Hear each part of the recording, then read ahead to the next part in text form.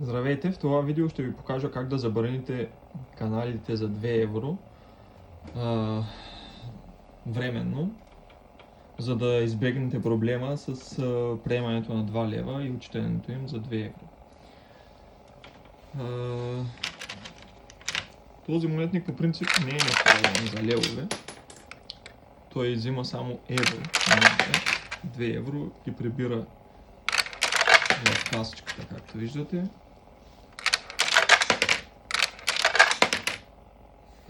За да забраним приемането на 2 евро, съответно и на 2 лева, защото 2 лева се бъркат за 2 евро, задържаме жълтия бутон, отиваме с бутон B на Coin Configuration, с A потвърждаваме и с бутон B намираме подминахме го, намираме Coin Setup. С бутон А потвърждаваме и това са настроените канали. Сега ако монетника е бил настроен на левове, тук на тия първите канали ще виждате каналите с настройка на българските монети. Ще пише 5 стотинки, 10 стотинки, 20 стотинки, 50, 1-2 лева. В момента са празни, защото този монетник никога не е настроен на левове.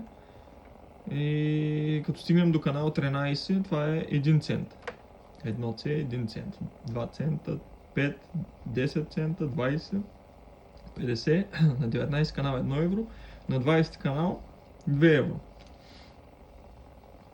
Натискаме с бутон А на 2 евро, с бутон Б отиваме на Enabled, с бутон А влизаме вътре и с бутон Б избираме Inhibited, т.е. забранен.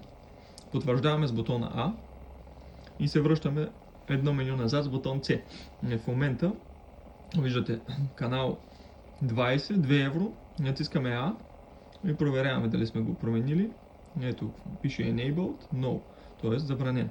Връщаме се назад с бутон C и преглеждаме останалите канали, дали някъде не е настроено на още някой канал да е настроено 2 евро. Ако на някой канал, ето сега тук, канал 30, 2 евро. Същата процедура. Enabled, то е забранен. Забраняваме го. Enabled, No. И така до края. Канал 31 няма нищо, канал 32 нищо. И започва от начало. Канал 1, 2, 3. Уверявате се, че на всички канали, в които има настроено 2 евро, сте ги забранили. Рестартираме монетника с жълтия бутон и да видим какво сме направили.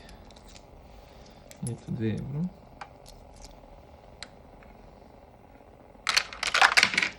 Отказвам, както виждате, Inhibited. Забранено. Забранено. Виждате, монетника ги връща в рестото.